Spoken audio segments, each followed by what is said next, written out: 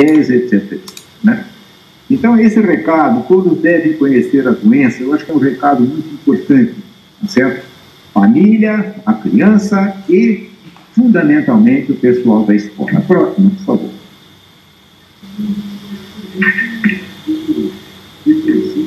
Então, começando a dar alguma forma de refresco na ansiedade, nos medos, certo? Vamos começar analisando esses dados aqui. Então, o coronavírus não é a primeira vez que ele está agredindo o ser humano, né? O coronavírus já vem agredindo há muito tempo e a gente tem notícia concreta e objetiva, certo? Foi um primeiro surto em 2002, certo? Esse surto em 2002 aconteceu na China, né? E tinha uma penetração muito grande entre os chineses, mas não conseguiu se transformar numa pandemia. Mas lá, certo? As crianças a ocorrência de casos entre os 0 a 10 anos foi de 0,9%. Entre os adolescentes, 1,2%. Né? Então,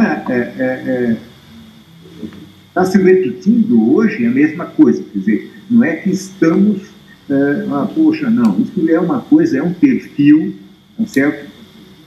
Desse agente, ele ter uma menor agressividade em relação à criança. O coronavírus sazonal, que é o coronavírus comum, todo dia esse coronavírus está no meio da gente, né? Os resfriados comuns, as laringitezinhas, alguns casos de bronquiolite, são causados por coronavírus que são chamados sazonais. São coronavírus que são pouco agressivos, não são muito agressivos, causam esses quadros respiratórios mais leves. Então, as crianças têm isso com relativa frequência, certo? E podem também ter casos assintomáticos. Mas aqui é uma das vantagens da criança. A criança tem um contato contínuo e permanente com esses coronavírus. De alguma forma, ela cria uma resistência, mesmo que seja transitória, tá certo? A esses coronavírus sazonais. E essa resistência, mesmo que transitória, ela é cruzada com o coronavírus da Covid-19. Então, isto é uma das coisas que se aventa como uma criança tem menos infecção ou infecções mais leves, certo? Nós, pediatras, também deveremos ter alguma forma de proteção. Afinal de contas, a gente sempre fez muita força pelas crianças. Então, a gente acaba sendo um pouco criança. Na verdade, a gente tem muito contato com o coronavírus no trabalho da gente, dia a dia, certo?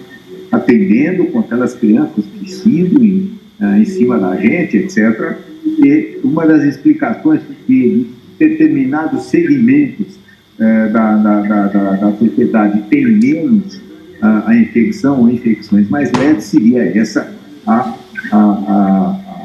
imunidade cruzada com os coronavírus sazonais, coronavírus comuns.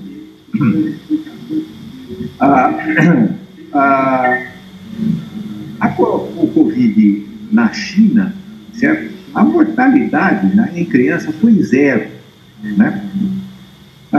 Na situação atual, que é nesta Covid agora, na Covid-19, a letalidade, tá certo? É muito baixa, né?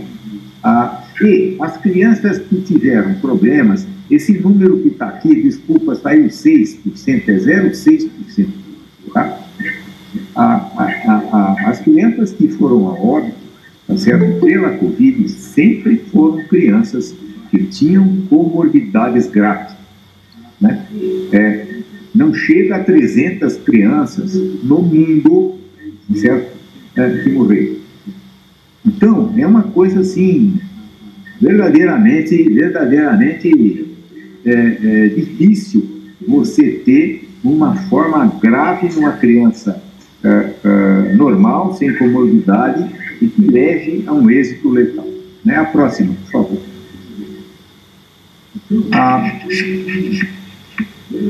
Então, voltando aqui um pouco àquele conceito que eu estava falando, na verdade, a COVID é uma doença sistêmica.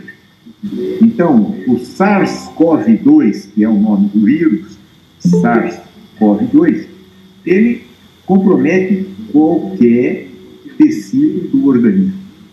Qualquer tecido do organismo. Certo? E, inclusive, modifica algumas ações e funções dentro do organismo.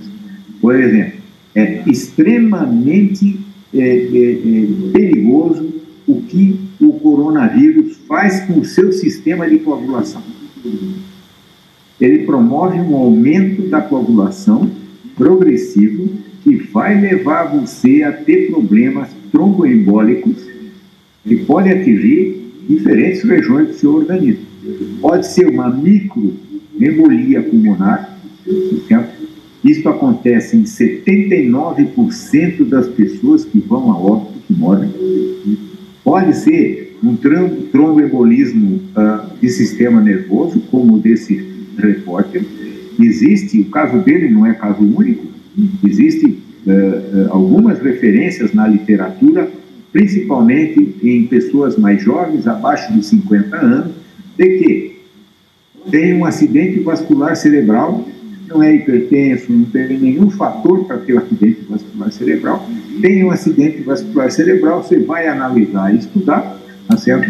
Era uma pessoa que estava infectada pelo SARS-CoV-2, uma pessoa que estava com a Covid. Você tem comprometimento, por exemplo, do tronco cerebral, aqui é o nível do pescoço. Desse tronco cerebral, você tem um centro, que é o centro respiratório. Esse centro respiratório é que regula a sua inspiração e expiração. Ora, esse vírus safado, ele modifica a sensibilidade do centro respiratório. Então, você continua com a tua respiraçãozinha aparentemente normal,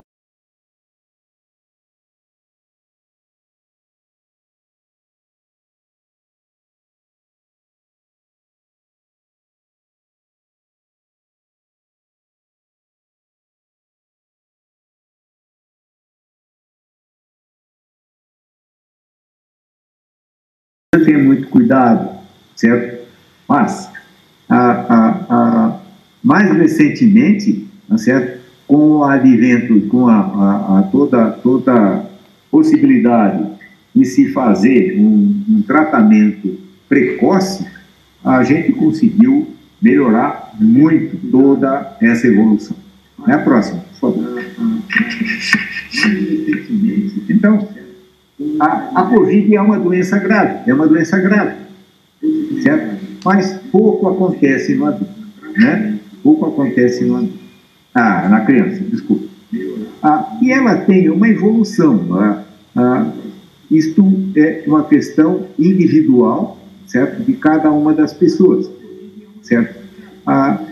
Assintomáticos variam em uma... Isso aqui está se falando das pessoas como um todo e não só de criança. 1 a 3% das pessoas têm formas assintomáticas, formas leves, tem aí 50 e poucos por cento das pessoas. Depois, as formas graves pode chegar aqui até 15%, 13%. Aí a forma crítica é aquela pessoa que realmente tem que ir para uma unidade de terapia intensiva. E os óbitos variam de região para região, a taxa de mortalidade, mas fica entre 1 a 3% nesse intervalo a gente tem as taxas de mortalidade. E aqui, aqui o que eu gostaria que vocês realmente prestassem atenção é assim, aqui aconteceu o contágio. Até o 5º dia, olha aqui, o que acontece aqui? Quase nenhum sintoma. Poucos sintomas. questão de mal-estar geral, às vezes uma tosse muito chata, uma tontura não muito explicada, tá certo? Esses sintomas dessa primeira fase, eles são absolutamente críticos e a gente conseguiu diminuir muito, tá certo? A necessidade de internação e o uso das terapias intensivas, na medida em que a gente começou a interpretar esses sinais e sintomas nesse momento e começou a tratar a partir daqui. Com isso, você reduziu muito a evolução para uma situação mais grave como o óbito. Agora, veja que, com óbito ou sem óbito, o primeiro período ele é muito semelhante em praticamente todas as pessoas. A próxima.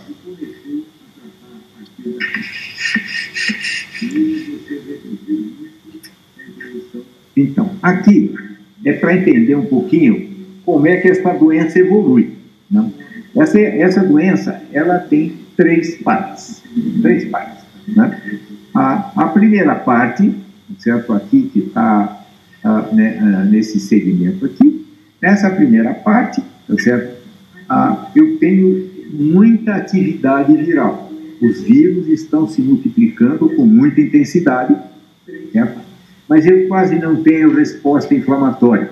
Resposta inflamatória é aquela resposta que o seu organismo usa para te defender, mas que, por vezes, essa resposta inflamatória é tão intensa que ela acaba te prejudicando, que é o que acontece com as pessoas que se tornam graves e que acabam morrendo.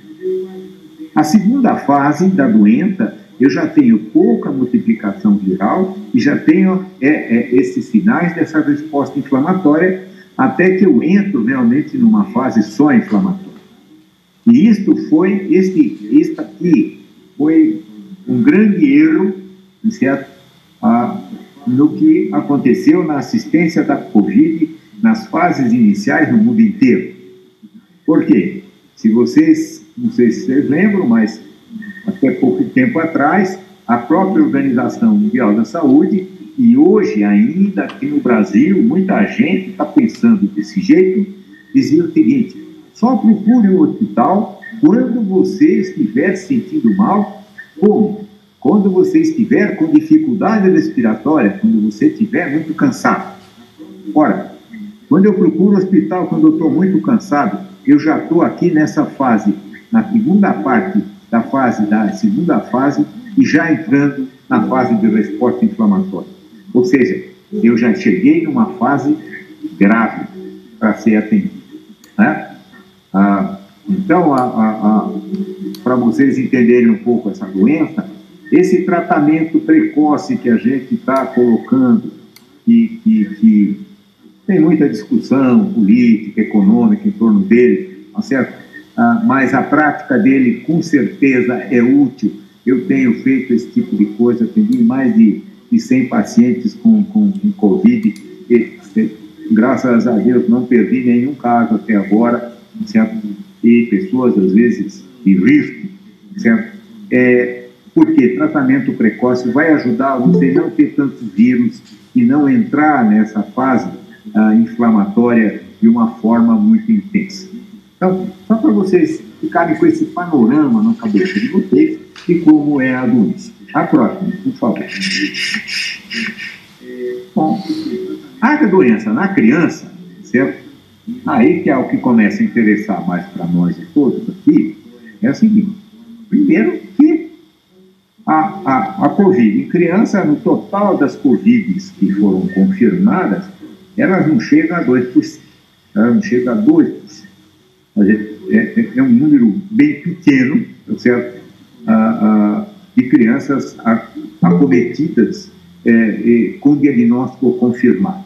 Seguramente a gente tem muitas crianças, certo? Que foram contaminadas, fizeram a sua forma assintomática, certo? Passaram desapercebidas como crianças que tivessem infectadas. Então, eu queria que aí pai e mãe já pararam, os próprios senhores professores, etc., para pensar uma coisa. Ora, se eu tenho tão pouca criança acometida, se eu tenho uma mortalidade extremamente baixa. Só quando realmente existe alguma comorbidade maior. Ora, se eu vou mandar minha criança para a escola, eu não estou dando uma sentença de morte para minha criança, né? Eu acho que isso é uma coisa bem evidente, né? São raros os casos graves de óbito, então mais raros ainda, né? A imensa maioria das crianças são assintomáticas ou oligossintomáticas, poucos sintomas, né? Mas elas têm a doença, Uma boa parte das crianças, se você faz a tomografia, você vai encontrar alterações radiológicas da doença, com certeza, vai encontrar, né? Algumas explicações a gente vai ver com um pouco mais de detalhe.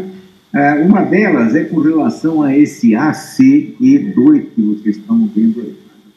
Esse ACE2 é uma enzima controladora da angiotensina. Palavrões feios para quem não é da medicina, mas isso é basicamente o seguinte: esse ACE2, ele é um ponto que existe na parede das nossas células, de determinados tecidos. E, nesse ponto, certo, é que o vírus tem capacidade de se fixar. Ele vem, se prende nesse ponto, a partir daí ele penetra na célula, vai fazer a multiplicação dele dentro da célula, das nossas células, célula do pulmão, para dali sair e infectar outra célula, e fazer o ciclo. Bem, as crianças têm um número desses ACE2 muito, mas muito menor do que o adulto, né? E muito menor do que a pessoa de idade, muito menor do que a pessoa com comorbidade, aquelas pessoas que tenham diabetes, que tenham hipertensão, fundamentalmente, né? Então, a falta do ponto de ligação nas células das crianças para que o vírus se fixe e faça doença é uma das justificativas pelas quais, tá certo? A gente considera ou explica por que a criança tem doenças muito mais leves, tá certo? E porque as crianças têm uma carga viral muito mais baixa. Quando eu tenho uma carga viral muito mais baixa, eu transmito muito menos. Quando eu tenho pouco vírus, eu não consigo transmitir com facilidade. Então, isso é uma outra coisa muito importante, né? A primeira aqui é que nossas crianças não vão ficar doentes assim, todas vão ficar doentes, não? Não é verdade. Elas não têm praticamente nenhum risco de morrer se elas não tiverem comorbidades, certo? E elas pouco vão contaminar as outras pessoas. A transmissibilidade, portanto, é muito baixa na comunidade, inclusive dentro do ambiente domiciliar, tá certo? São raros os casos aonde a criança foi o caso índice dentro, tá certo, do ambiente familiar. Raro o caso aonde essa criança foi quem passou para familiar. O que é comum é o contrário. É o familiar doente transmitido para a criança. E na escola vai ser a mesma coisa. A criança transmitir para o pessoal da escola, certo? Para os cuidadores, etc., professores, isso é muito difícil. Mas, em compensação, os professores contaminar, transmitir para as crianças é muito mais fácil. Vai funcionar como se fosse o que acontece numa casa, o que acontece num ambiente domiciliar. O próximo, por favor. Um dos problemas dessa doença, né, é que ela, tanto para adulto como para criança, não tem uma sintomatologia assim, olha, isso aqui é assim, então isso é a Covid-19. Não. Existem inúmeros sintomas que são sintomas inespecíficos. Febre, tosse, sem congestão nasal, dor de cabeça, tontura, certo? Bom, são coisas gerais que podem aparecer em várias situações. A maior parte das gripes, certo? Elas dão uma sintomatologia, das bem comum, elas dão uma sintomologia semelhante, né? Então, para a gente, tá certo, que tem que correr atrás de achar esse quebra-cabeça e montar e dizer, não, esse caso realmente é um caso suspeito, eu tenho que usar algumas nuances. Então, se vocês encontrarem, por exemplo, uma criança que está com tosse, certo, mas que não tem nenhuma congestão nasal, não tem nem um catarrinho, nem uma luz, certo? Essa criança é uma criança que pode ser uma criança suspeita, tá certo, de coronavírus. Se bem que, com muita frequência, elas têm uma coriza clarinha. Então, fica mais difícil. Outra coisa que a gente vê muito na criança é falta de apetite. Ela para de comer e diarreia. A diarreia é um sintoma muito frequente na Covid. Existe uma forma intestinal da Covid, onde a manifestação é doença diarreica. Mal-estar abdominal, com evacuações aborrecidas, e isso se arrasta, vai por um período relativamente longo, 10, 12, 15 dias, com esse tipo de coisa. Né? E a criança tem muito mais que o adulto esta forma mais intestinal, com este processo de doença diarreica. Não é uma diarreia espoliante a ponto de levar à desidratação, mas é um quadro diarreico que se mantém, tá certo? Por um tempo que às vezes é longo desta forma como eu estou falando. Agora, existem alguns sinais, alguns sintomas que são bastante sugestivos, né? Então, a anosmia, que é a falta de olfato, e a ageusia, que é a falta de paladar, não precisa ser a falta completa, mas, puxa vida, eu não estou identificando o cheiro desse meu perfume.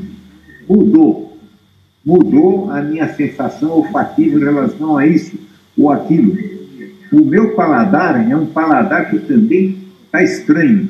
Parece um paladar mais metálico, eu não estou entendendo, mas eu sinto gosto, mas é um gosto diferente. Né? Ou não sinto gosto nenhum, ou não cheiro coisa nenhuma. Isso também acontece bastante. Essa fase pode ser uma fase bem curta, 1, 2 dias, 3, ou pode ser longa. Tem pessoas que ficam mais de mês, certo? Sem olfato e sem paladar. Essa perda de olfato, essa perda do paladar, é uma manifestação do vírus ao nível do sistema nervoso central. É um acometimento neurológico do vírus. Tá? Então, isto hoje a gente está até falando o seguinte, se eu estou examinando um paciente e eu tenho esses sinais, falta do apetite, falta do olfato, eu não preciso nem fazer exame. Não faço mais exame para ir verificar se é isso mesmo. A única coisa que eu tenho que afastar é se a pessoa não é uma rinite crônica, aquelas terríveis que fica o tempo todo pingando vasoconstritor no nariz e que perde o olfato. Ela já não tem olfato já faz um tempo. Não é que ela perde a partir de um determinado momento. Né? Outra coisa é o problema da dificuldade respiratória. A dificuldade respiratória, ela dificilmente aparece naquela primeira fase. Na segunda fase, ela já começa a aparecer. E, basicamente, a gente tem que, enquanto médico, tá certo? E vocês também têm que ter a mesma preocupação, tem que estar monitorando essas duas situações. A dificuldade respiratória, certo? E o problema da coagulação. O problema da coagulação tem que fazer um exame de sangue que chama número D, não tem outro jeito para a gente saber. Tá? Agora, o problema da dificuldade respiratória, vocês podem fazer testes simples. Existe a possibilidade de você usar o oxímetro, aqueles aparelhinhos que vão medir quanto oxigênio você está. Mas 2 testes muito simples para medir o problema de uma dificuldade respiratória que esteja se instalando. O primeiro deles você faz uma inspiração profunda, prende o seu ar e marca no relógio 10 segundos, certo? Para poder soltar o ar. Se isto foi uma manobra simples, você não sentiu nada, ótimo. Se isto foi uma manobra que causou mal-estar, você sentiu pressão, etc., fique esperto. Se você não conseguiu fazer, certo? É bom procurar o hospital. Tá? A manobra extremamente simples, que é o teste dessa coisa da apneia, certo? E é extremamente eficaz. Ele tem uma sensibilidade muito grande, certo? Outra coisa é você contar a sua frequência respiratória. Você contar, normalmente a gente inspira e expira 16 vezes, 18 vezes por minuto, mas se a tua frequência respiratória chegar a 22, fica esperta, esse é sinal amarelo. Se ela bater em 25, corre para o hospital, porque realmente a coisa ficou complicada. Tá? Essa outra sensação é uma sensação muito comum descrita, que é a sensação do bolo na garganta. A pessoa fala, eu tenho a impressão que eu tenho uma coisa parada na minha garganta. Ela tem um dolorimento e essa sensação de parado na garganta. Né? A pressão no peito, tanto na parte frontal como na parte lateral, tá certo? É outro sinal. E um tipo de lesão na pele, que eu vou até mostrar uma foto, que é para vocês ficarem... acho que eu não vou mostrar foto, não. Foto é neutral.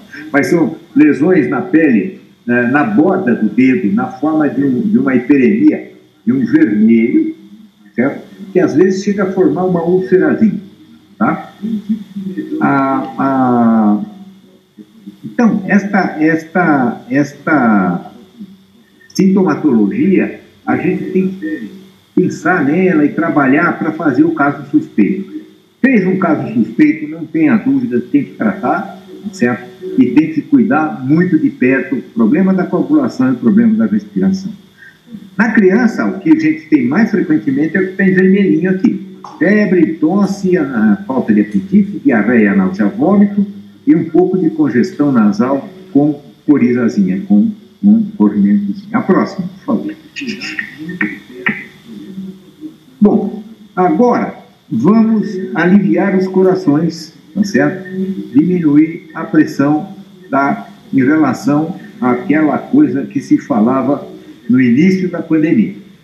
No início da pandemia é o seguinte, a criança é a grande vilã dessa história, porque como ela não tem sintoma, como ela passa desapercebida, ela contamina todo mundo. Então, vovô e vovó, titia e titio mais velho, ficaram sem ver os netinhos e os sobrinhos durante um monte de tempo. Não deixavam nem chegar perto do velhinho. Né? E, na verdade, o tempo foi passando e foi se conhecendo coisas, tá certo? Esta observação que vocês estão vendo aqui como carga viral por idade, carga viral é a quantidade de vírus que eu albergo dentro do meu corpo, tá certo? Por uma determinada quantidade de tecido. Então, esse trabalho é um trabalho feito na Alemanha, mostra crianças de 1 a 10 anos, 43 mil unidades. 11 a 20 anos, 63 mil. 21 a 30 anos, 183 mil. 31 a 40 anos, 164 mil. Certo? Isso em pessoas sintomáticas. As pessoas com mais idade, as pessoas mais graves, têm carga viral maior ainda. Certo? Maior ainda. Então, dá para perceber que a criança tem 1/4 da carga viral de uma pessoa de 40 anos. Então, com essa carga viral, ela vai ter uma doença muito mais leve e a capacidade dela de transmitir a doença é muito pequena, mas muito pequena, né? Outra coisa a favor da criança é que o tempo de excreção de vírus é muito menor. A criança excreta, a capacidade de contagiosidade dela é por um tempo bem mais curto, tá certo? Em relação a lá. Então, a transmissibilidade, com certeza, da criança é muito mais baixa. Isso já foi visto e observado em N lugares do mundo, certo? Muitos lugares do mundo. E, tá certo? Tem um trabalho clássico que todo mundo fala. Esse trabalho aqui, desse Davis, na verdade feito na França, E ele conta a história de um menino de 9 anos, sintomático, com Covid provada, e que frequentava 3 ambientes diferentes, com várias crianças, tá certo? E nesses 3 ambientes diferentes, com várias crianças, ele permaneceu durante um tempo, 2, 3 semanas, e eram 112 crianças no total, nenhuma delas desenvolveu a doença. Isso só para mostrar que a infectividade é muito baixa, muito baixa. Ora, eu tenho uma criança que tem muita dificuldade em transmitir, ela tem pouca carga e por tempo muito curto, né? E essa criança tem muito pouco risco de ter uma forma grave de doença. Me pergunto eu para vocês, aonde reside a dificuldade de você, já que abriu o shopping, abriu uma série de coisas, voltar à escola, obviamente, com medidas de segurança, com algumas restrições, etc. A criança é o segmento da sociedade que menos risco tem com essa doença, sob todos os aspectos. Sob todos os aspectos. A próxima. Aqui é uma tabelinha, certo? Onde mostra para a gente por que a criança tem menos infecção. Uma das coisas é que ela tem um sistema imunológico diferente. O sistema imunológico da criança, a gente tem na imunidade da gente, a gente tem um pedaço da imunidade da gente que se chama imunidade inata. No nascimento, eu já tenho essa imunidade. Na criança, essa imunidade inata ainda é muito forte, ela é muito presente. Depois que vai caminhando na idade, ela vai tendo modificações. E essa imunidade inata muito forte acaba protegendo a criança da infecção. Em paralelo, a criança tem uma dificuldade em fazer inflamação. As substâncias que desencadeiam a inflamação dentro do organismo são menos secretadas, são mais baixas. Então, ela tem uma imunidade melhor, inata, e ela reage menos com resposta inflamatória. Se vocês lembram do que eu acabei de explicar, isso significa que ela vai ter o quê? Ela vai ter muito menos infecção e, quando tiver, ela vai ter uma forma bem mais branda de infecção, né? Outra coisa é que a criança raramente tem uma comorbidade grave, não é? As que tem, existem, obviamente, elas são, então, crianças que a gente tem que ter uma preocupação maior. Mas o que justifica que as crianças tenham menos problemas é exatamente o fato delas terem bem menos comorbidades. A criança, normalmente, ela é exposta a uma quantidade bem maior de agentes agressores, de patógenos, certo? E isto faz com que a criança tenha, certo, uma imunidade mais exacerbada, e no caso, por exemplo, do coronavírus, daquilo que eu já expliquei, até para o coronavírus da Covid-19.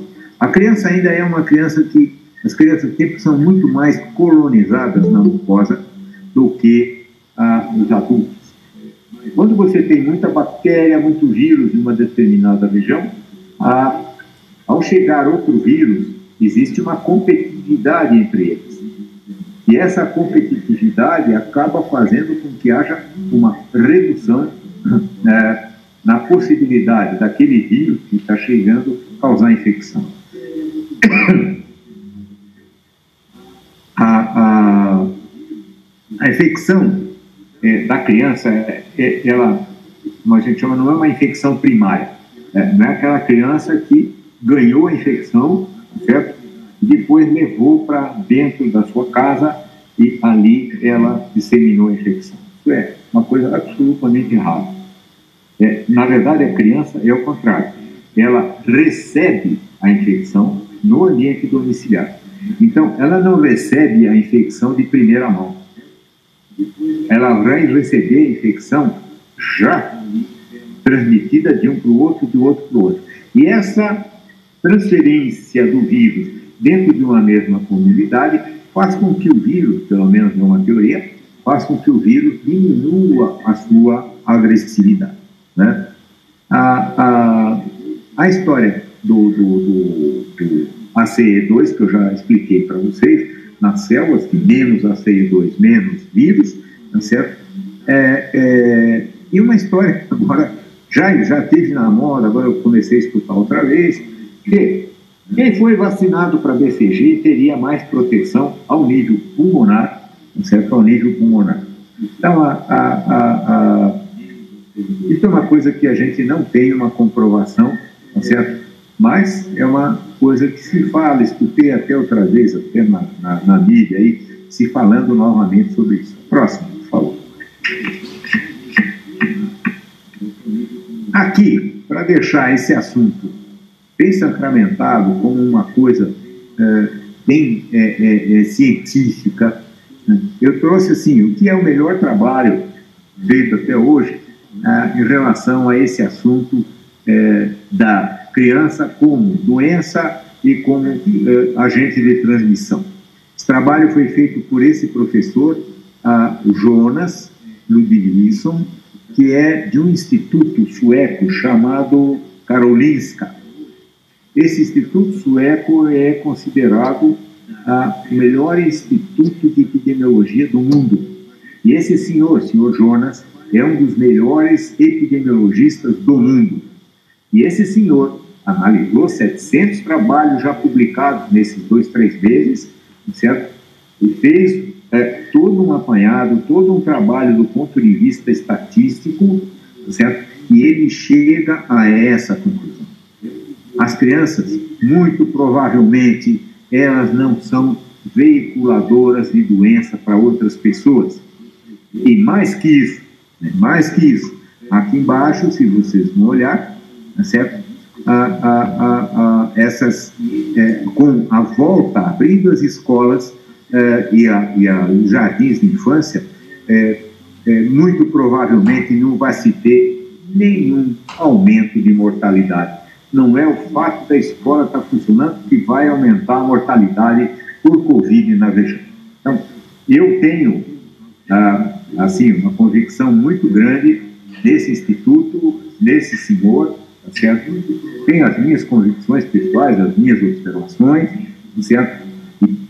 E compartilho em gênero, número e grau com esse senhor em relação a essa conclusão que ele chegou. Aqui está o trabalho, quem quiser pegar e ler esse trabalho, acho que vale a pena, certo? Seria muito bom. Próximo, por favor. Bom, estas são as recomendações da Academia Americana de Pediatria, certo? As recomendações básicas, certo? Aqui é um super resumo. Aqui eu deixei uma referência, quem quiser buscar, vai buscar para ver na íntegra, certo? Mas, eles colocam lá textualmente que os alunos devem voltar à escola. Por quê? Porque o risco de doença é muito baixo. E a transmissibilidade idem, certo?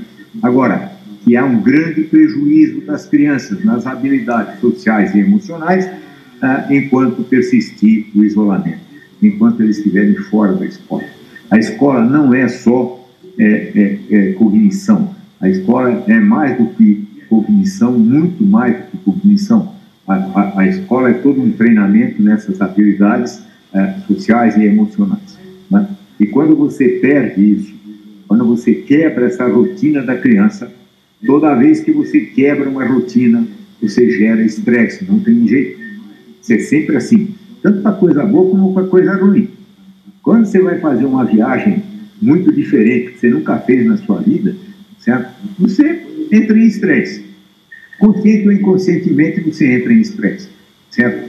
Então, isto aqui é uma coisa que as pessoas têm que começar a ponderar, certo? Tem que começar a colocar na balança, certo? E tem que tratar com realidade, certo? Com ciência, aquilo que realmente é risco, não é risco, o que transmite, o que não transmite, né? Uso de máscara é uma coisa complicada, né? Eu acho que, assim, na minha ótica, aquela criança maior, né? Já o escolarzinho, o adolescente, sem sombra de dúvida, certo? Se você desenvolver uma instrução compatível com a compreensão do nível da criança que a gente está lidando, certo? Com muita probabilidade, ele vai realmente tomar os cuidados por conta dele mesmo. Não é porque você fica falando. Porque põe a máscara. O cara põe a máscara e não sabe por que pôs a máscara. Lava a mão toda hora. O cara lava a mão toda hora, não sabe por que lavou a mão toda hora. Ele lava uma vez, depois não vai lavar mais. Certo? Então, isso é uma coisa que tem escolinha, quem é gestor de escola, acho que uma das coisas que deveria realmente, envoltando as aulas, certo? A primeira coisa era todo um processo de educação das crianças em relação à doença. Já tendo feito isso de uma forma bem consubstanciada em todo o pessoal que trabalha na sua escola. Tá? A adaptação nas salas de aula, né? Uma recomendação deles é: o professor se mexe, o aluno não. Então a criança tem que chegar, sentar, põe o bumbum naquela cadeirinha e fica ali sentadinho. É uma coisa assim, que se a gente estivesse na Coreia do Sul, na China, no Japão, eu até imaginaria que isso pudesse acontecer, né? Mas aqui com a gente vai ser meio complicado. Agora, se o professor circular mais, etc., pode ser que as crianças, na verdade, fiquem um pouco mais paradas nas suas cadeirinhas. O lanche, hora do recreio, que é aquela hora que eles esperam pra caramba, certo? O manual diz assim: olha, vocês quatro, Joãozinho, Pedrinho, Mariazinha e não sei o quê. Vocês, olha, aquele quadrado que está com a letra A, vocês vão lá, sentam, cada um numa ponta, come seu lanchinho, não pode levantar, tem que falar de longe, não pode jogar. Você acha que o cara vai fazer? Não vai fazer. Então, não adianta trabalhar com coisas fosfóricas, certo? Agora, eu tenho um lugar que é o ar livre. Eu posso levar a grupos pequenos de crianças, dividir a certa hora do lanche, levo grupos pequenos de crianças para um espaço ali, um espaço livre, e faço o lanchezinho lá naqueles grupinhos menores. Tudo que a gente pode fazer. Ou então, se não tem alternativa, faz o lanche na carteira, conversando, etc. Né? Janelas e portas sempre abertas é uma recomendação deles, para que você mantenha um fluxo de ar contínuo, o que evita o que pode ser aerossol do vírus, então o vírus em suspensão, principalmente nos dias muito secos. Né? A maior parte de vocês acho que é do litoral, então aí o problema da umidade não é tão importante como é para a gente aqui em cima, onde vira e mexe a gente cai para 30, 20 de umidade relativa do ar, tá certo? E nessas condições, com o ressecamento do ar, as partículas virais, elas ficam em suspensão por muito mais tempo do que quando você tem a umidade. Porque a umidade é a presença de uma microgotícula de água, faz a aglutinação desses vírus acabam se juntando em torno dela, ela aumenta de peso e essas partículas caem mais facilmente. Então, isso é uma coisa que eu acho interessante lembrar, se aí acontece também isso com alguma frequência, de utilizar um umidificador na sala. Bom, é óbvio que família precisa tomar consciência de que qualquer tipo de sintoma diferente na criança, a criança não pode ir para a escola até prova em contrário. Isso precisa ficar assim absolutamente bem definido para a família. E não adianta ficar com aquele revolvinho na hora da entrada, tirando temperatura da cabeça da criança. Isso não resolve coisa nenhuma. Tá? Tem que fazer. É obrigado a fazer, Tanto faz. Mas assim, que aquilo vai resolver algum problema, não vai resolver problema nenhum, certo?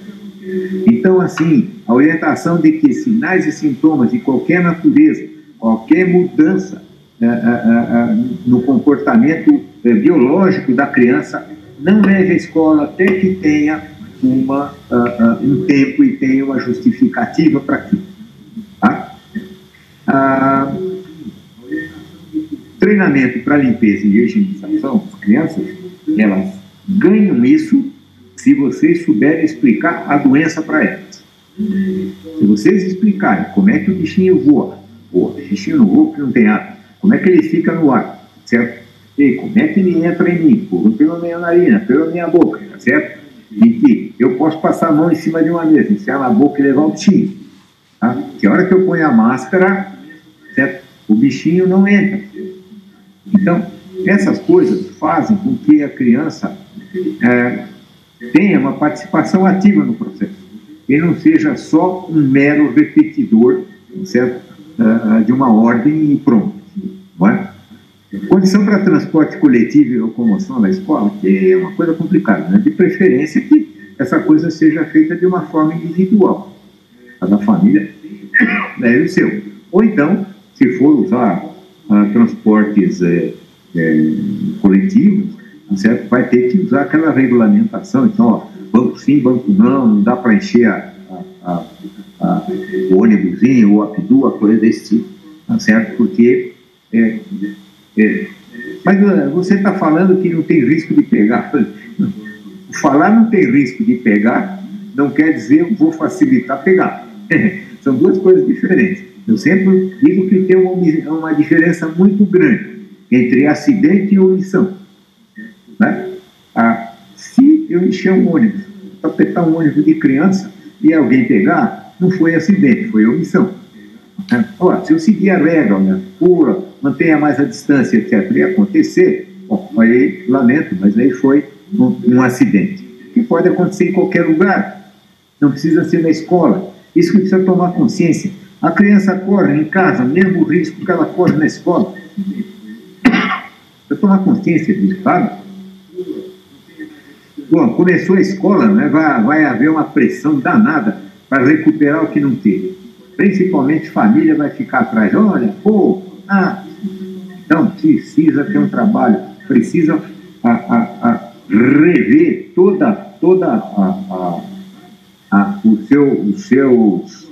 as suas programações, seus conteúdos programáticos e as suas programações, tá certo?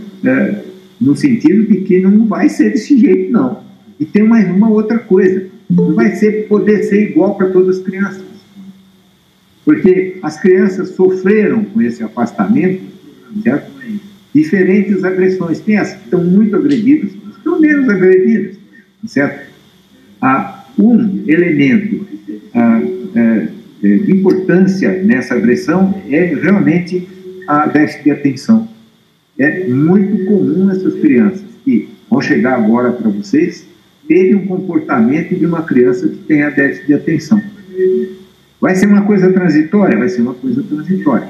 Agora, se não houver um cuidado para aceitar isso, souber lidar com isso, ela vai deixar de ser transitória para ser uma coisa muito mais prolongada. Tá? Quem mais vai sofrer com isso são as crianças com deficiência. Essas são as que estão mais perturbadas, tá certo, com a história do isolamento social. Então, essas que vão exigir mais cuidado de todos vocês, de todos os pais, tá certo? Porque elas realmente têm na escola uma motivação, uma máquina de motivação, e elas perderam isso esses meses todos. Né? Tomar muito cuidado, exigir a imunização completa das crianças. Não é? Exames laboratoriais. Então, aqui é uma discussão, certo? Vocês vão ver, tem vários manuais aí que indicam que vamos fazer pesquisa de coronavírus por PCR, colhendo do narizinho, por semana de todas as crianças. É besteira, loucura, certo? Esse exame pode dar negativo e a criança está, certo? Então, isso não significa nada. Agora, o pessoal da escola, isso significa, tá? Tem dois aspectos. Um aspecto que é o adulto que vai contaminar a criança. Esse é o aspecto 1. O aspecto 2 é a própria proteção da escola. A escola tem um programa de testar os seus funcionários de uma forma XYZ, cada um vai ter a sua forma aí, certo? Se por um azar do caramba, uma das crianças tiver a Covid, certo? Você, dona da sua escola, certo? Você vai estar com uma argumentação na mão, olha, o que tinha que ser feito eu fiz, os nossos funcionários estão controlados, etc, etc. Foi realmente um acidente ela ter se contaminado, né? E a coisa, isso aqui vai ter que ter um trabalho de psicóloga, do pessoal todo, no apoio a essas crianças, no trazer um lenitivo para essas crianças, certo? Vai precisar realmente muita paciência, muita ajuda para essas crianças voltarem a ter outra vez um comportamento normal dentro da escola. A próxima, por favor. Aqui é uma sequência de imagens, é mais para ilustrar, né? Então, a história de crianças não se move, o professor se move. Então, essa ideia é uma ideia que tem em muitos lugares. A história do testar as crianças, não testar os funcionários, sim. A gente acabou de colocar. A próxima, por favor. Espaço livre. Atividade ao ar livre no que for possível. No que for possível. O máximo possível levar a criança para fora ao ar livre. E mudar um pouco a distribuição na sala. Imagina a ansiedade que essas crianças estão de falar com o amigo, de ver o amigo, de estar... Né? Aí ele chega na escola, as carteiras todas arrumadas, uma atrás da outra, ele fica vendo a nuca do amigo da frente. Né? Bom, ele vai começar a cutucar o amigo da frente vai começar a virar, porque faz tempo que eles não se veem, não se falam. Né? Então, uma disposição que me parece muito lógica é uma disposição dessa forma, onde a criança vai ter a visão do outro, ou dos outros, sabe? Isso vai trazer para ela algum conforto dentro dessa sensação de isolamento que ela tem, né? O uso da máscara, aquilo que a gente já comentou, né? Eu duvido, tá certo? Tem outro problema que é a qualidade da máscara, então colocar qualquer paninho na frente da cara não é o que resolve, tá certo? A máscara tem que ter uma determinada técnica de fazer, né? Essas máscaras de pano, que agora estão disseminadas, e de um modo geral é assim, ela tem que ter 2 tecidos, como o algodão, por exemplo, o externo e o interno, mas tem que ter um tecido no meio de malha muito fina. Geralmente são tecidos desses tecidos artificiais, de fibra artificial, né? Tipo um tergal, tipo uma coisa que vocês fazem muito, blusa, é um tecido mais fininho, né? Então, tipo TNT, aquele TNT bem fino, certo? Entre as duas partes. Então, essa sim é uma máscara realmente útil, certo? No sentido de proteger a criança. Agora, professor tem que ter obrigatoriamente todos os cuidados, né? Eu, particularmente, acho que o professor tem que usar uma máscara mais avançada. Existem as máscaras que se chamam N95H. Ela é a máscara que a gente usa quando você está num ambiente de risco, tá? É uma máscara que ela é toda fechada, tem um inconveniente, ela causa, às vezes, causa um pouquinho de dificuldade respiratória. A cada 50 minutos, 1 hora, tem que tirar a máscara e respirar durante alguns minutos diretamente, porque você vai acumulando gás carbônico, mas é uma máscara de proteção total, não vai pegar nada. não vai pegar nada. Tá? Outra alternativa é o uso de óculos. Óculos especiais são aqueles óculos que têm um fechamento lateral. São os óculos de proteção. E a última coisa é usar o gorro. Ele não pode ficar com os cabelos lindos, esvoaçantes ao longo das classes e das crianças. Então, usar aqueles gorros e deixar todo o cabelo preto. Né? Então, essas coisas eu acho que são importantes para os funcionários. Né? Aqui, controle sobre sintomatologia, não é aquilo que a gente acabou de falar. Qualquer tipo de sintoma diferente da criança, ela tem que ficar fora da escola. Então, não se pode permitir nenhum tipo de... Ah, mas olha só, ela fez cocô mole só 3 vezes. Está fora. Quer saber o que é esse cocô mole? Vai ficar fora. Não dá para ver. A próxima, por favor.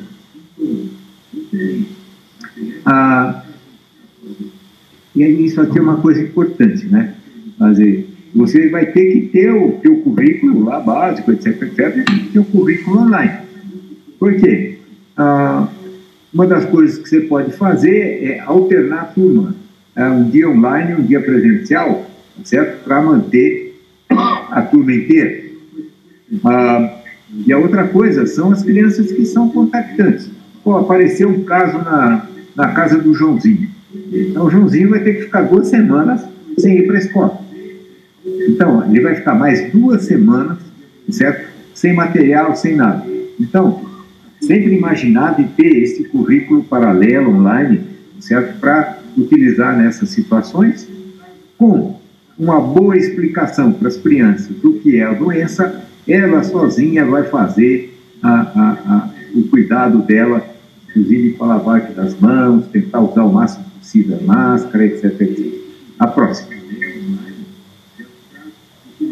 Então, ensinar a doença, aquilo que a gente já falou, e todo mundo tem que aprender. Professor, pai, família e todos os mais pessoas que tenham contato, certo?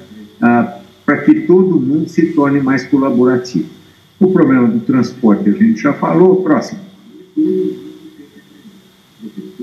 A redução na turma. A redução na turma é uma coisa que é recomendada no mundo inteiro, certo? Que você tenha turmas menores, mais espaçadas, e um recurso é esse de alternar, certo? O online com o presencial. O online com o presencial, certo? Que seria uma saída, né? Uma pessoa dentro da escola que precisa ter um treinamento muito bom é exatamente o pessoal da limpeza. Então, esse pessoal tem que estar o tempo todo higienizando superfície, certo? Tem que estar o tempo todo cuidando do piso, certo?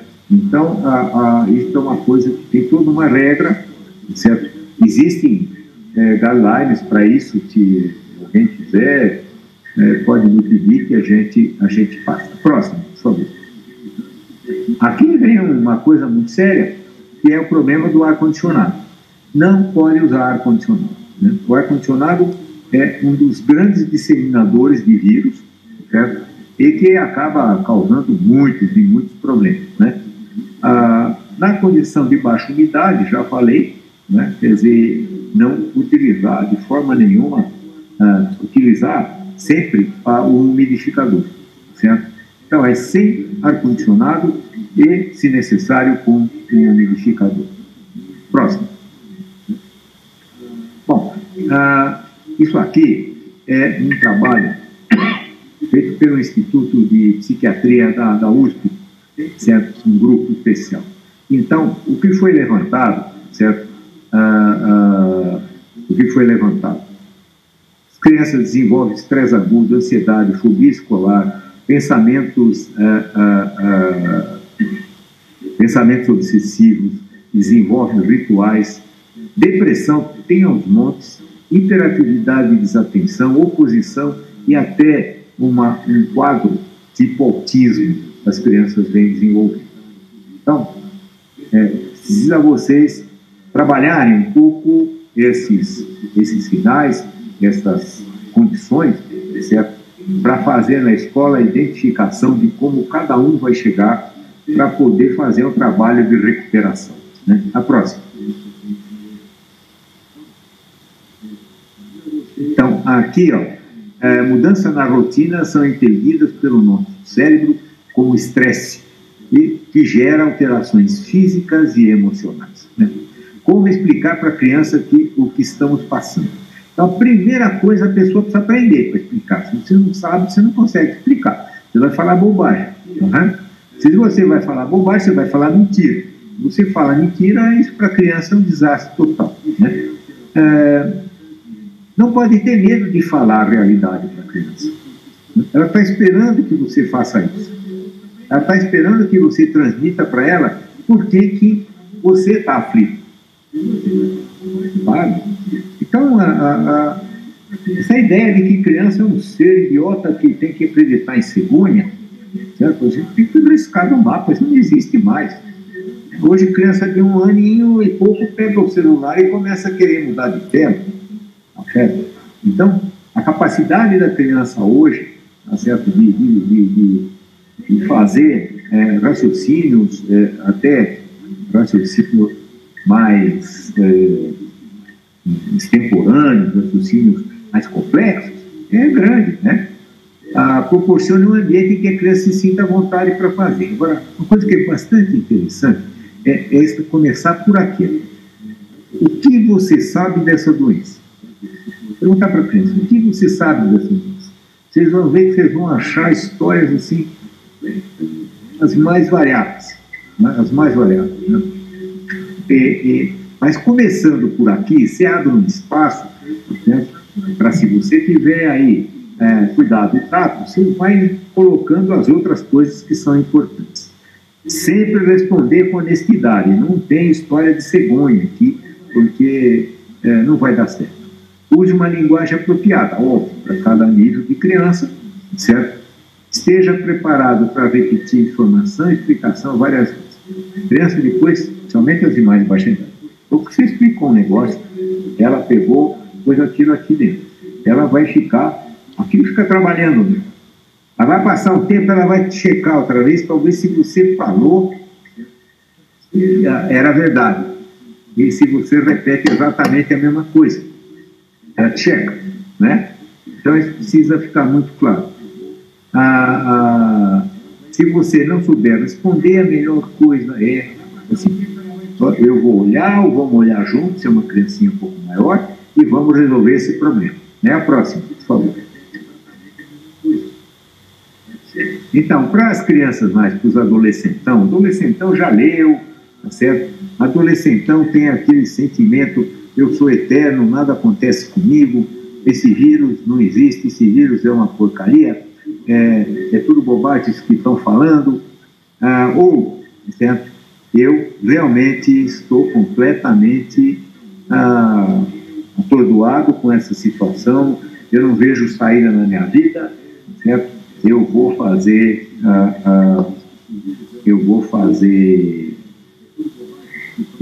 ter um problema, eu começo a ter problema alimentar, etc, etc.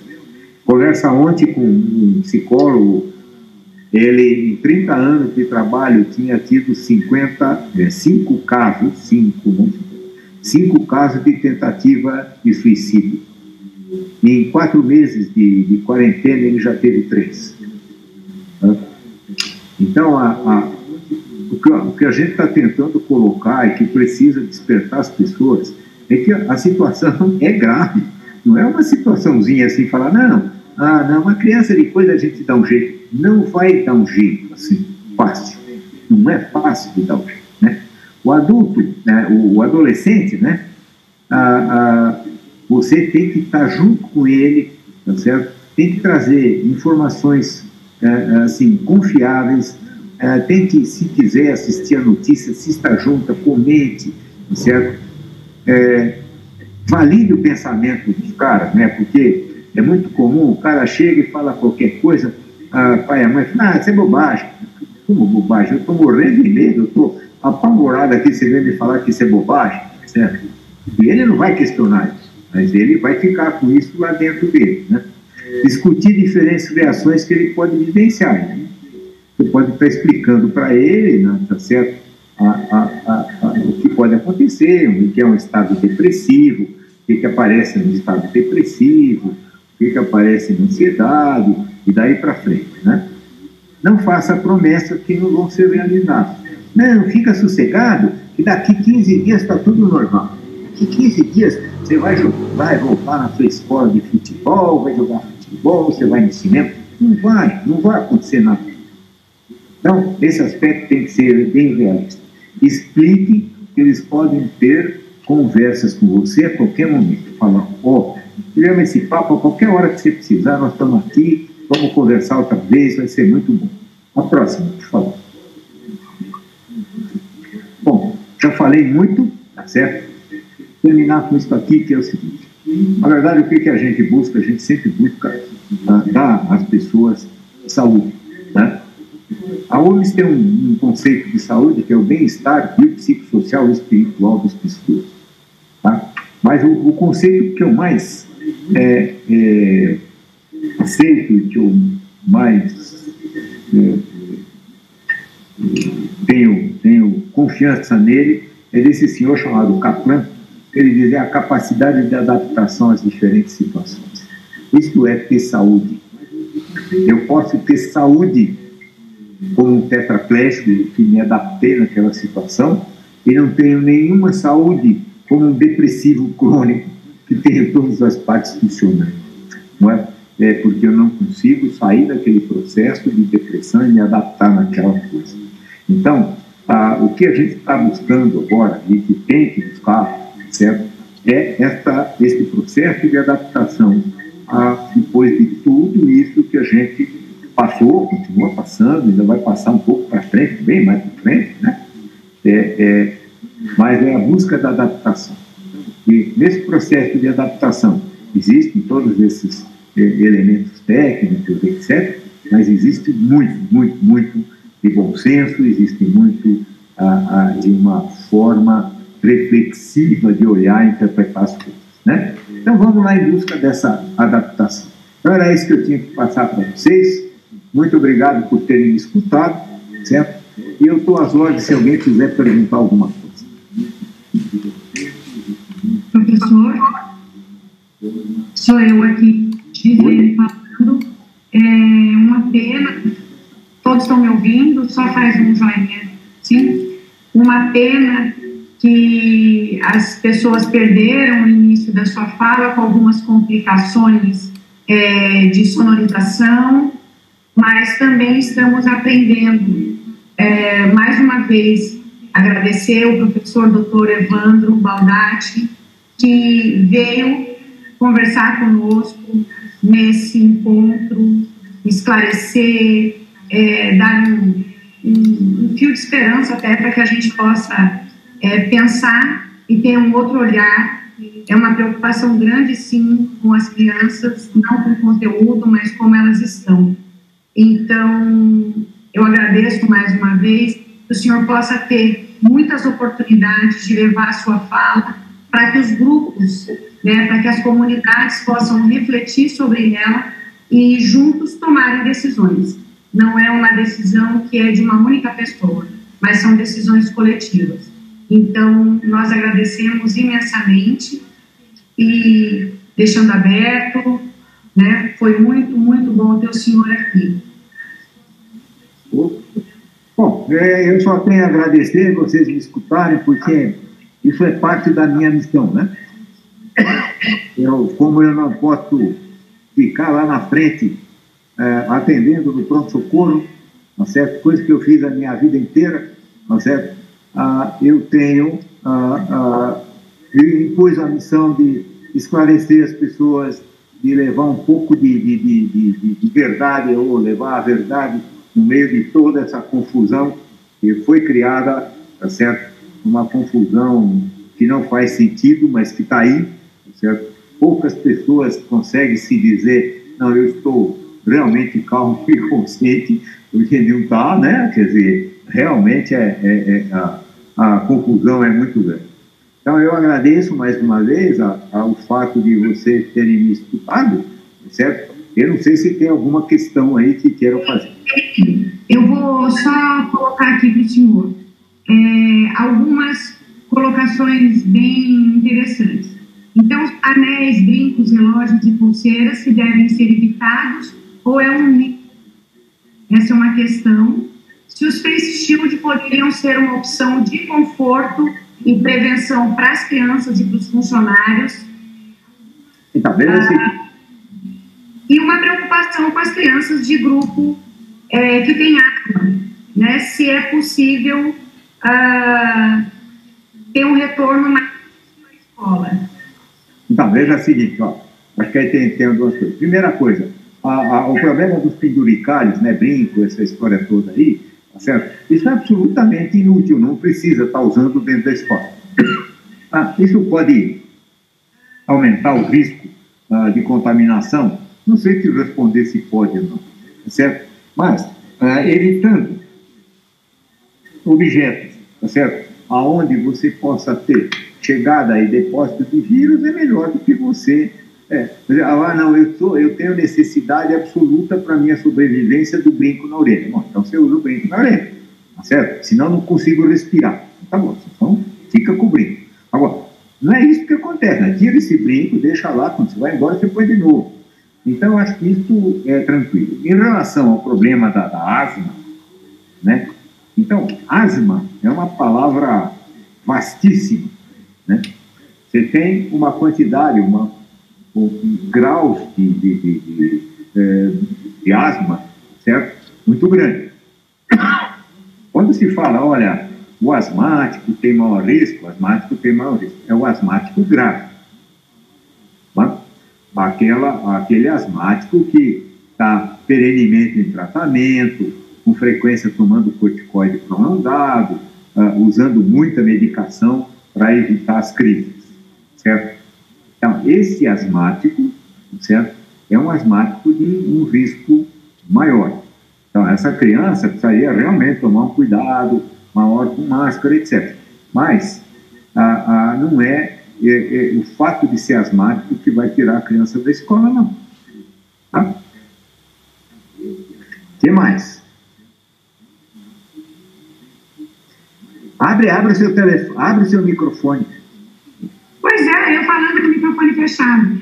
De perguntas aqui são essas, mas muitos agradecimentos, muitas parabenizações, né, falando que foi um excelente encontro, uma excelente live.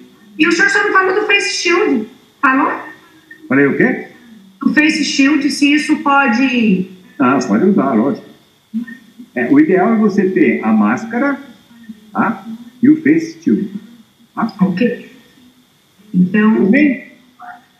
Diga, professor. A namastê para vocês. Agora a gente não pode dar a mão, não pode abraçar, é a namastê. Tá? Até logo. Passe bem, muito obrigado. Boa noite. Tchau, professor. Obrigada. Obrigada, pessoal. Desculpe nossas primeiras falhas. Esperamos ótimos encontros e produtivos encontros. Um abraço. Tchau, tchau. Tchau.